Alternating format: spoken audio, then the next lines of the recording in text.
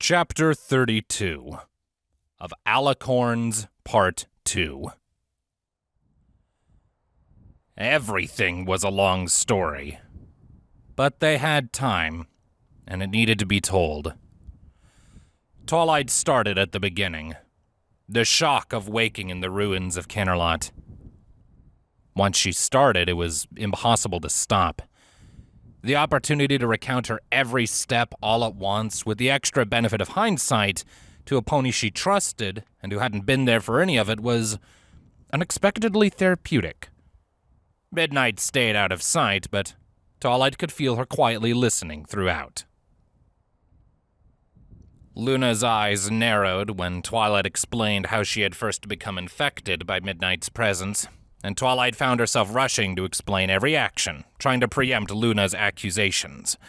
She rationalized how Midnight had actually saved her life when she took over, and how she hadn't meant to hurt Pinky. She emphasized how, without Midnight, she would have never survived in Canterlot alone, or made the journey north.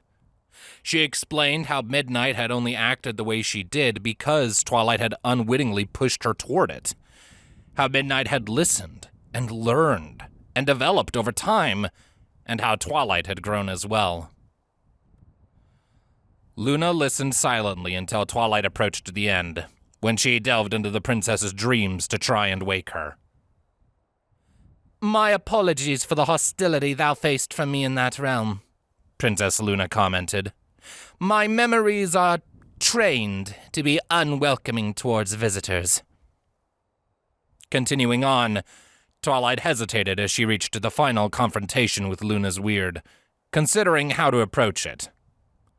After a moment, she decided to gloss over the details of her emotional exchange with Midnight. It was messy, difficult to explain, and not altogether relevant.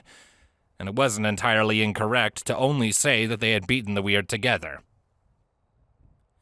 "That brings up a question," Twilight said. "What was the other being that your weird was fighting against? It never helped me, but it didn't seem malicious." "The Tantibus," Luna smiled softly. "A creation of my own making. It was not meant as a protector in the beginning, but nonetheless hath well served that purpose." Twilight nodded. "Well, that's pretty much it. After we defeated your weird, we woke up and watched Shaper consume it. And you know the rest." The kitchen was silent for several long seconds. Twilight glanced toward the window, expecting to see the sun rising, but it still appeared to be the dead of night. Despite having spent what felt like hours non-stop talking, her voice was still healthy and smooth. She sipped some tea to fill the gap, suddenly realizing her cup had been full and just the right temperature throughout the entire story. "This Midnight character," Luna began, "it appeareth she hath been quite useful during thy quest, so perhaps I have misunderstood." She paused, pursing her lips. "Surely you speak not of thy corruption?" Twilight couldn't keep the tension out of her voice. "Yes, I am." Again, the silence. "Thou named it?" Twilight took a deep breath. Her tail flicked behind her. "Respectfully, Princess, you said it yourself. She's been helpful. Very helpful." "I have dealt with many helpful monsters in my life," Luna said. Her calmness was infuriating. "I've made certain they didn't linger." Twilight set her teacup down. Behind the princess, in the window, she saw Midnight's eyes. Watching. Wary. Warning. "We would not win this fight, little flower." Twilight felt trapped. It was a threat, wasn't it? A thinly veiled statement that Princess Luna intended to ensure Midnight was destroyed sooner or later. And what could she do? Maybe she could force herself awake, buy some time. She could run, if she needed to. Twilight, drink your tea. Midnight's eyes faded from the window, but her voice was still clearly audible. There's no reason to be afraid. We still have time to show her. One of the benefits of an endless teacup was that Twilight could buy several seconds with one long draft. She gasped as she set the cup down, a little harder than she should have. Well, now that I've told you my story, Princess, maybe you should share your side. Luna arched a brow. I cannot tell thee much more than thou already knows of the collapse of Equestria. I was not present beyond the early stages of the corruption, and thou hast discovered much of that by thyself. It spread from Canterlot, overcoming our ponies with its insidious taint. Even alicorns were not immune to its malevolence. Luna looked away. I have battled many entities of darkness in my long life, Twilight Sparkle. They leaveth a mark always, long after they are vanquished. But this corruption is the most terrifying foe I have ever witnessed. It wormeth its way inside thee, and makes thy very soul its plaything, twisting you to its will. And 'tis not the first time I have faced it. Twilight's eyes widened. It isn't? Nay. There was a unicorn long ago. His memory faded beyond myth by the year of thy birth. A dark enchanter who surpassed all before him. He fashioned himself a king, and sought to make all Equestria kneel before him. My sister and I saw fit to strike him down preemptively, and he attempted to employ it against us then. An arcane superweapon that could turn legions and bring nations to heel.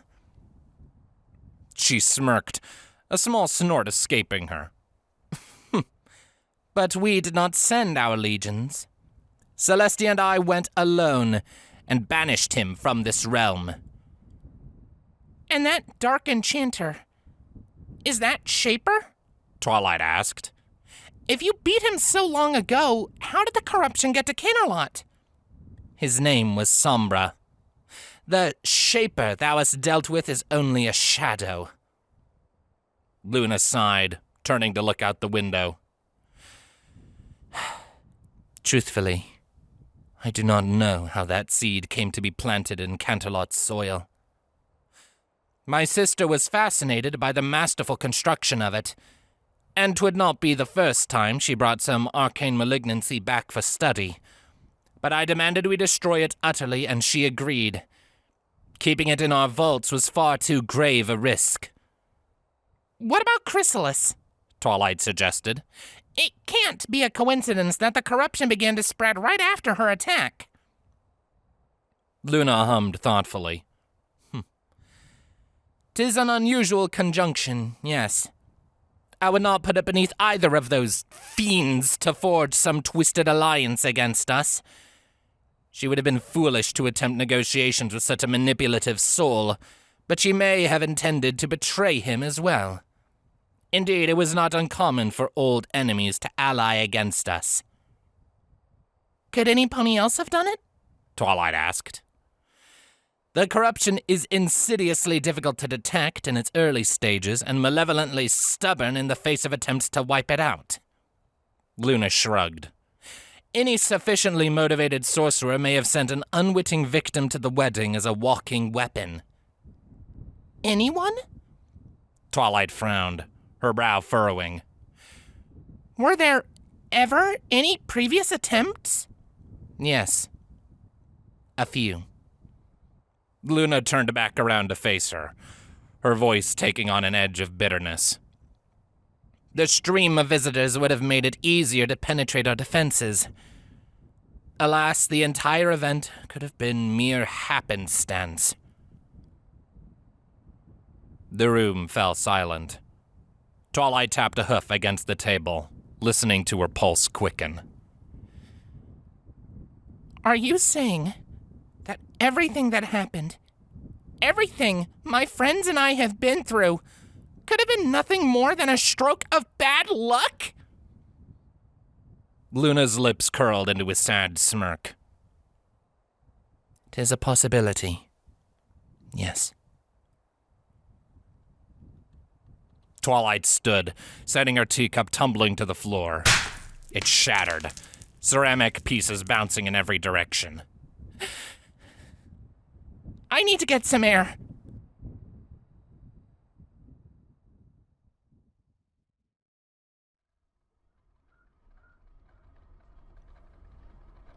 The storm cleared. The moon could be seen clearly through the huge curved window of the Argo's control deck, a few feeble rays of sunlight making it pass to illuminate the room. Rainbow stood near the back, next to Applejack.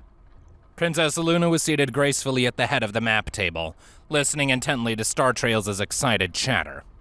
Sea Saber sat opposite her, occasionally interjecting with a few short words or answering the princess's questions. How you feeling? Applejack asked quietly. Kinda worried about Twi, Rainbow said. She had been hoping to sit down and hear all the details of Twilight's journey into the Spire, but the unicorn had just mumbled something and disappeared into her room the instant they came aboard. Otherwise, feeling pretty good, actually. Yeah? Rainbow frowned. There was something in Applejack's voice, like she was trying to figure out how to say something. Rainbow gave her a few seconds, then got impatient. What's up, AJ? That obvious, huh? Applejack took her hat off, scratching behind her ear. Rainbow, y'all are still dripping blood. Rainbow blinked.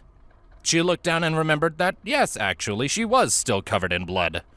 Her hairs were sticking out in jagged red clumps, the drying blood matting it into spikes. Huh. I guess I should take a shower, huh? A shower? Applejack sighed. Rainbow, y'all went in there mad as Tartarus. I watched you charge headfirst into that gunboat, and all I could do was pray I'd see you again in one piece. Then you come back like Winona soaked in mud on a rainy day, excepting it ain't mud, and Winona knows she needs a bathing when she gets dirty. She looked away with a grimace, replacing her hat on her head. I dunno what scares me more, the blood on y'all's coat, or the fact that you look so darn comfortable in it. Hey, relax, AJ. Rainbow let out an uncertain chuckle. I'll go wash it off right now, okay? Jeez. Rainbow. Applejack stepped in front of her, stared plaintively into her eyes. What did y'all do in there? Rainbow frowned. I killed some ponies. And then, forcefully, Ponies that deserved it. Just like that? Applejack let the question hang for a moment. She reached out, touching a hoof to Rainbow's bloodied chest. Sugar Cube, I'm worried about you. Killing ain't like making cider. It's not something you just do and then get on with your day. What do you want from me, Applejack? Rainbow snapped, stepping back. You want me to be upset? Stomp my hooves and cry? Why can't I be happy, huh? Those ponies came here to hurt us, and they... She grit her teeth, her tail flicking furiously behind her. Killed some of my friends. So I went and I killed them back.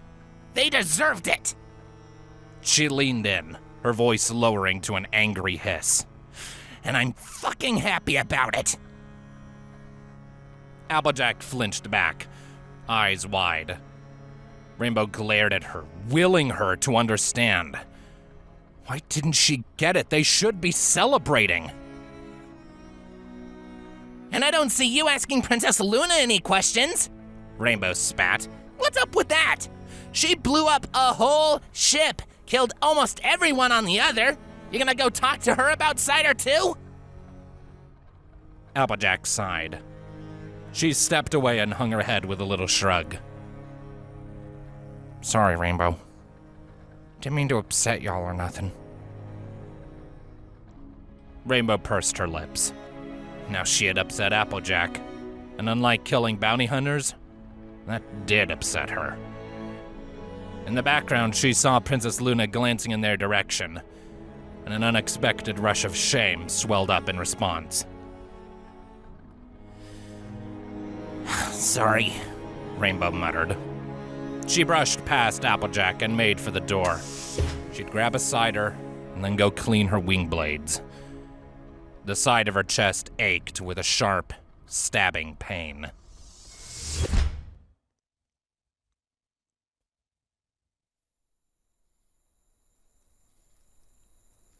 The Canterlot Gardens smelled wonderful during the springtime.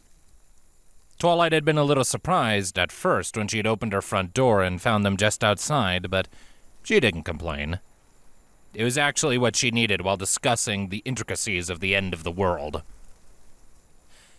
So, we don't know where the corruption came from, not for certain, she said, thinking out loud.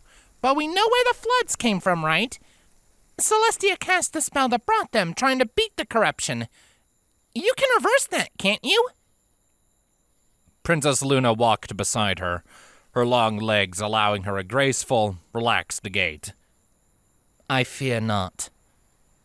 Twilight closed her eyes. Somehow she had known. It would have been too easy. Why not?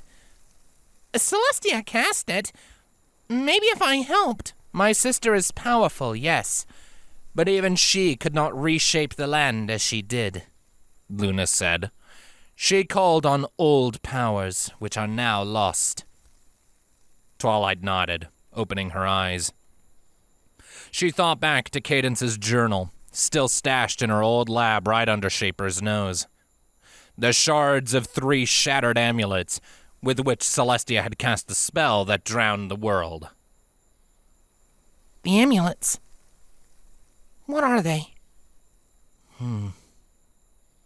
Luna nodded towards a bench off to the side, facing over the equestrian countryside. Shall we sit? I like walking, Twilight said. Please, tell me about the amulets. Very well then, Luna said. To begin with, my sister and I are not the first alicorns. Oh, you should have sat. Twilight pushed off the statue that had broken her fall, shaking her head. Okay, let's sit. She turned a sharp 180, beelining towards the bench they had just passed. She fell heavily onto it, looking up at the stars and taking a deep breath. Waiting. Luna sat beside her, a small smile on her face. I hope I have not shocked thee too greatly. No, you warned me. Luna nodded. She followed Twilight's gaze upwards to the night sky and began to speak. Truthfully, Equestria is a land much older than myself or my sister. Thou witnessed a moment of our youth in our dream, as we emerged from a mighty blizzard. The stars shifted, swirled. They formed moving constellations, depicting 2 young alicorns struggling through the snow. Another pair of alicorns appeared behind them, older and wiser. We shared only a brief time with those who came before us, as did they with their progenitors. But we did inherit their works. We heard the stories of their great deeds, saw the shadows of their actions stretching across millennia. We aspired to serve as they had, to guide ponykind into a new age of prosperity. The elder alicorns dissipated as the younger grew regal and tall. They wore crowns of silver and gold, the blizzard replaced by crowds of worshippers. But we are flawed. Perhaps the most flawed. They turned on each other, bickering and fighting. They raised armies and led them into brutal battles in the midst of the cities they had once ruled, until one sister emerged victorious, banishing her younger sibling. You shouldn't say that, Twilight said, looking to Luna. We love you in Celestia, Princess. I couldn't imagine an Equestria without you. I can, Luna said bluntly. More than imagine. I have studied the stories of the old alicorns, who erected the Canterhorn, who bent nature to their will, who shaped the very foundations of your world. Mortal ponies cannot possibly see it in their flickering lifespans. What truly have we done? Plunge Equestria into a civil war never matched before or since? Watched as it fall to the unleashed weapon of a dark sorcerer, and then strike the killing blow ourselves? She scoffed. No, Twilight Sparkle. We pale in comparison to our forebears. Twilight didn't know what to say to that. She pursed her lips and settled for leaning against Luna's side. In the First Age, the land was wardened by two lovers. Two new alicorns formed in the sky, their necks interlocked in an intimate hug. Hephaestus, who forged the land from the fire in his heart, and then gifted an ember to pony kind, is the first magic. The image of Hephaestus lifted his head, a shooting star sparkling from the tip of his long horn. It zipped through the sky, leaving a trail of smaller stars behind that outlined an image of Equestria. And Aurora, who filled the seas and sang the plants to life, and taught the first farmers how to plant seeds and mark the seasons. Aurora raised her horn, an explosion of newborn stars arcing across the sky. A distant peal of thunder rolled through the air, echoing off the mountains. They did not rule in the same manner as myself and my sister. They created the Canterhorn as an earthen watchtower, from which they could see all of Equestria. But they did not hold court or issue decrees. They allowed ponykind to learn and grow, intervening rarely, only when they saw fit. They would travel the land in disguise, reuniting at each sunset to tell each other stories of what they had seen. Until it was time for them to go. The stars shifted again, forming 3 amulets.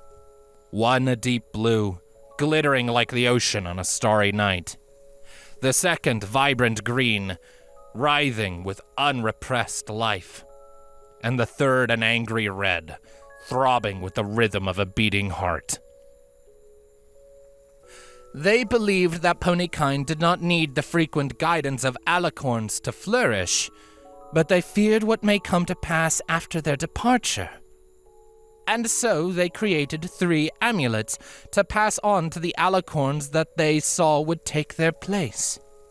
The amulet of Hephaestus, to shape the earth and craft a shelter that could weather the mightiest storms.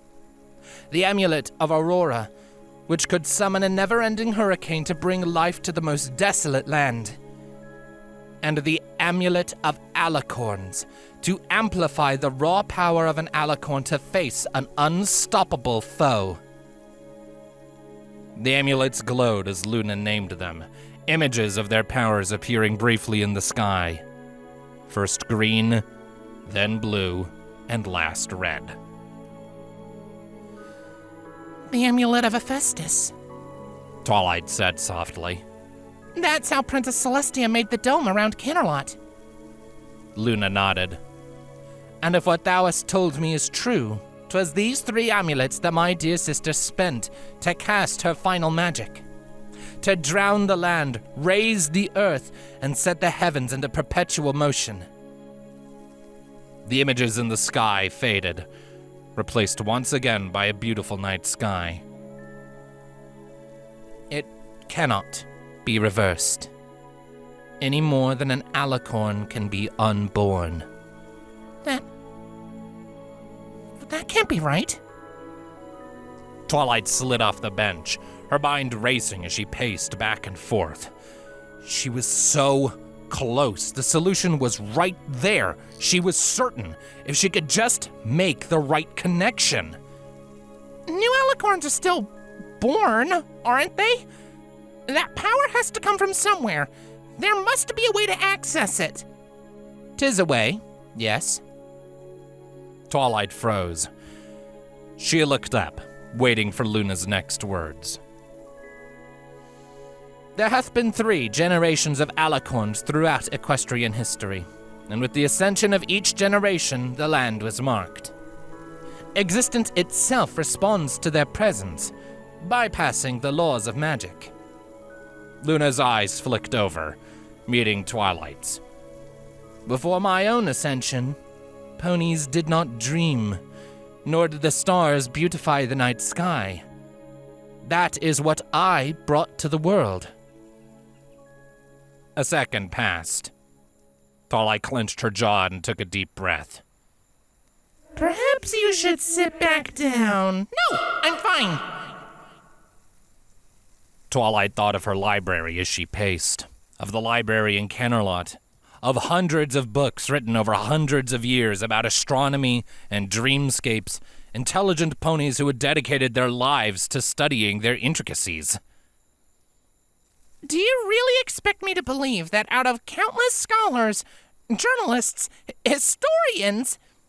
Twilight paused, flinging a hoof out in exasperation. Even fools, not one of them thought to write about the night that stars appeared? That they had their first dream?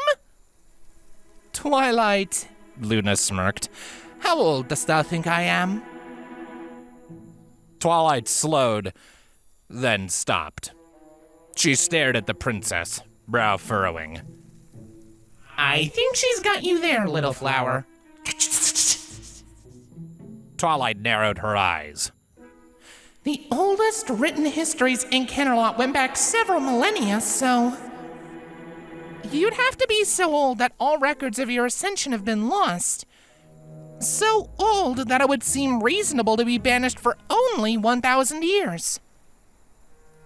Thou wieldest a keen mind, Twilight Sparkle.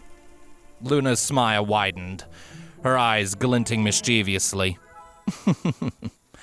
Thou remindest me of myself afore my own ascension. Verily, my sister chose wisely when she selected thee as my successor. I give up. Twilight collapsed to the ground. Midnight's laughter echoed in her ears.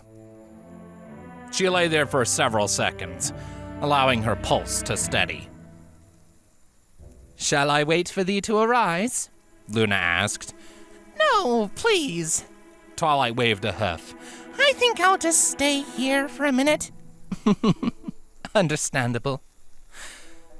My sister had prepared a more agreeable method of revealing this to thee, but I never asked after it. You wouldn't happen to be joking, would you? Twilight asked shakily. No. Oh, Celestia, she muttered. Princess Twilight Sparkle. Just thinking about it made her heart stop. Her? An alicorn? Sitting on the throne in Kennerlot Castle, making royal decrees, her face on every bit, ponies shouting her name when they stub their hoof, naming their cats after her, crying out her name when they have sex? Oh, she would have to outlaw that. Twilight, should I be worried? And who would her partner be? If she was supposed to be Luna's replacement, then would that mean Cadence? Why did Cadence get to be Celestia's replacement? That should have been Twilight's job. How was she supposed to negotiate policy decisions with her full sitter? How would the public feel about their alicorn rulers doing a ladybug dance every time they said hello? Midnight stepped out from behind a bush with a smirk. I think you broke her. Luna's ears perked the moment Midnight started speaking. She jumped to her hooves, horn bursting to life and sending a beam of silver shrieking across the gap between them. Midnight's hastily summoned shield shattered, sending her stumbling backwards with a groan. Ah! What are you doing? Midnight yelled. Twilight? Twilight's head jerked up off the ground, eyes wide. A spike of lightning flashed across the sky, casting stark shadows across the garden.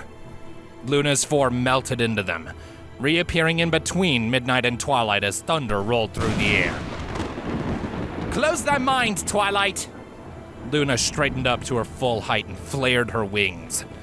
Lightning crackled, streaking across the starry sky and sending thunder crashing against the mountainside. Rise! Quickly! We must repel thy darkness before its evil takes root! Midnight clenched her jaw. Her horn began to glow as she climbed back to her hooves. Wait! Stop! Twilight scrambled in front of the glowering alicorn and held out a hoof. What are you doing? This fiend hath invaded thy inner sanctum. Luna stomped a hoof, jerking her horn in Midnight's direction. We must force it out before it's too late. Out of the two of us, you're the one who showed up uninvited. You should it. Twilight looked back to Luna. Princess, Midnight is my friend. You can't just threaten to... Twilight shook her head and stomped a hoof into the ground. You can't just threaten to kill her. It is not thy friend, Luna said exasperatedly. It is a malignant magic that will consume thy soul and turn thy body towards its own dark ends. Twilight's expression hardened, an edge creeping into her voice. And I suppose you came to that realization during the centuries you spent hiding away inside your own induced coma? The one that we freed you from? Together? Do not dare to use experience as an argument against me, Twilight Sparkle. I have slain and forgotten more evil than thou wilt ever live to see. Luna shoved Midnight back with an arcane shockwave and stepped past Twilight, putting herself between them once again. She kept her gaze fixed on Midnight, speaking in a low growl.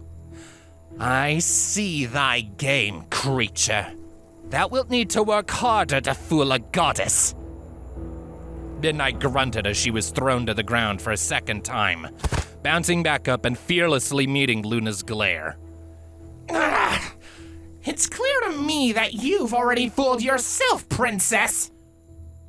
Twilight leaned around Luna's bulk. Midnight, leave. Midnight stomped a hoof, opening her mouth for a rebuke. Now, Twilight added. I don't want her to hurt you. Midnight grimaced, looking between Twilight and Luna. Fine. No! Luna's horn glowed, and a set of starlight chains burst from the stones, wrapping around Midnight's legs and holding her tight. I will not allow it to flee to the safety of thy subconscious. I do not trust it. Then trust me. Twilight ran in front of Luna again, trying to catch her eye. You trust me, don't you? Luna looked down, meeting Twilight's gaze. I trust thee, yes. Then let her go, Twilight pleaded. She'll leave, and she won't hurt me. Especially not with you here to stop her, right? The thunder redoubled, then stilled. For a brief moment, the firmament was ablaze, every star connected by a web of lightning before going dark. Princess Luna folded her wings, looking back to Midnight with a smoldering glare. Very well. I grant thee a continued existence, if only for Twilight's sake. The starlight shackles dissipated into mist.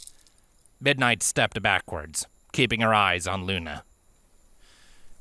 I don't think she likes me. Clearly not. Twilight shot her a sympathetic look. Don't make this any worse. Just go.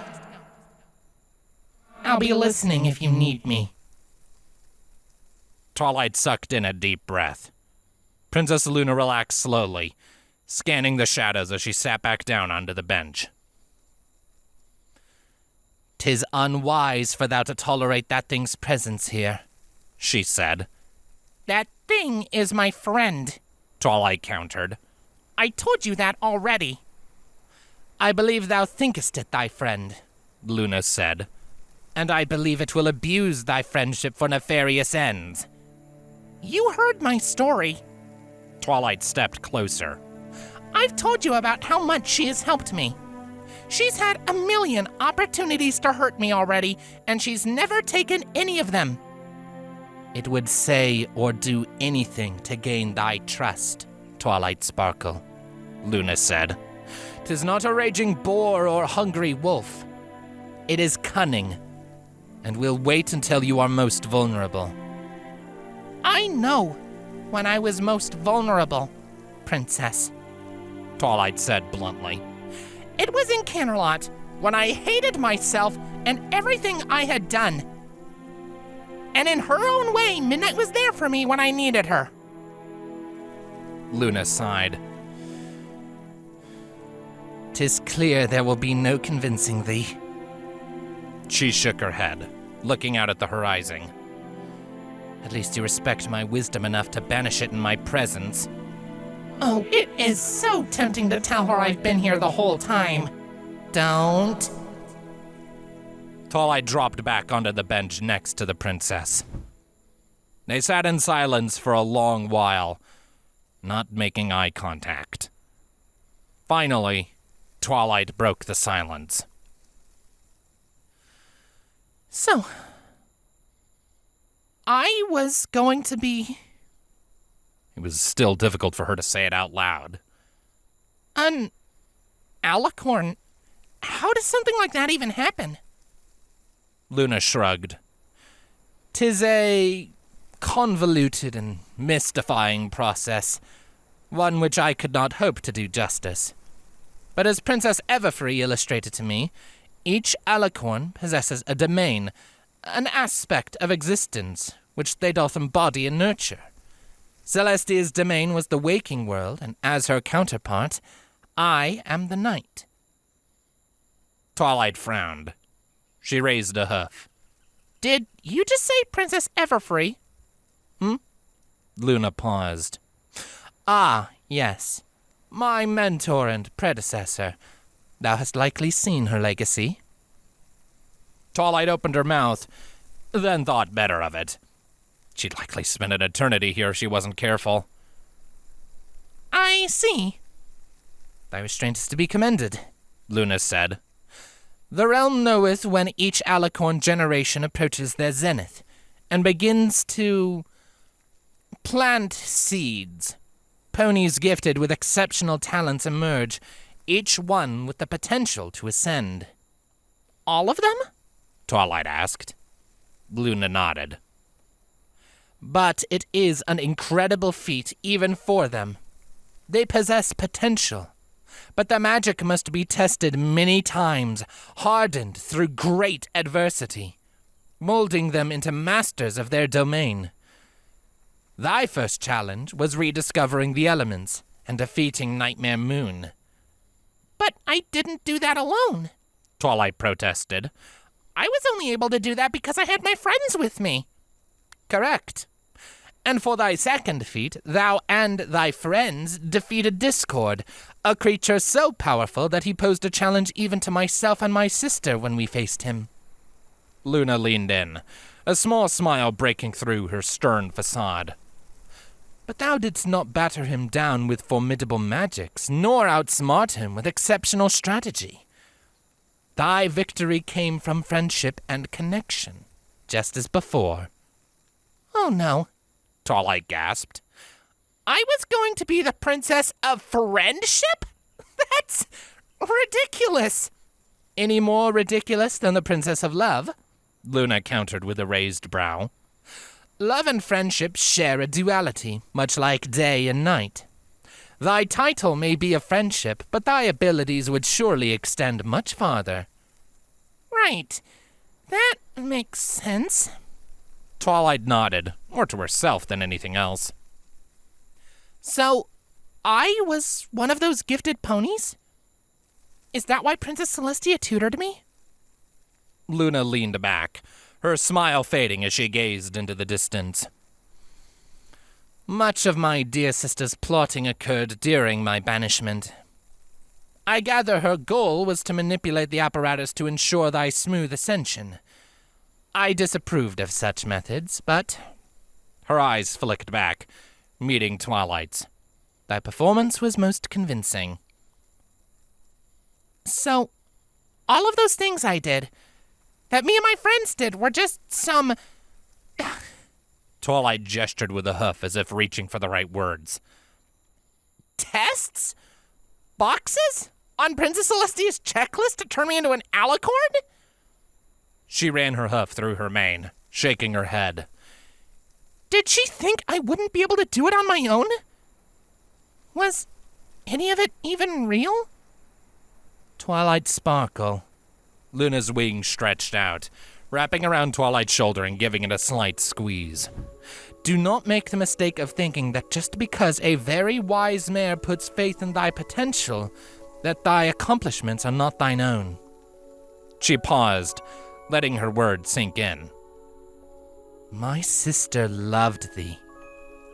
She did not see thee as a pawn to be trained, but more as a daughter to nurture towards greatness. If there was any flaw in her judgment, it was that she allowed herself to become so attached. Right. Of course. Twilight blushed, already ashamed of her reaction. So, Nightmare Moon and Discord were tests. What about the changelings? She bit her lip. Was that a test? A test that I failed? A test, yes, but not for thee, Luna said, releasing Twilight's shoulder and folding her wing. 'Twas in fact a trial for Cadence to overcome. I allowed my sister to convince me to restrain myself, to give our successes the opportunity to surpass us. She sighed, closing her eyes. By the time we realized our error, 'twas too late. And that's where it all went wrong. Twilight finished. Luna did not respond. Crickets and frogs filled the gap with their songs as a gentle breeze rustled the leaves. You said these gifted ponies are born and ascend naturally, without any need for guidance, right? Twilight pursed her lips, brow furrowing. So if we weren't able to ascend, then why didn't anybody else take our place? Truthfully, I do not know the answer to that question. Luna stood, walking up to the ornate stone railing that separated the garden from the horizon. But I have been told of the magic fading from pony kind. It concerns me. She looked back over her shoulder, her expression grim. If the next alicorns do not ascend soon, she said, I fear that my generation shall be the last.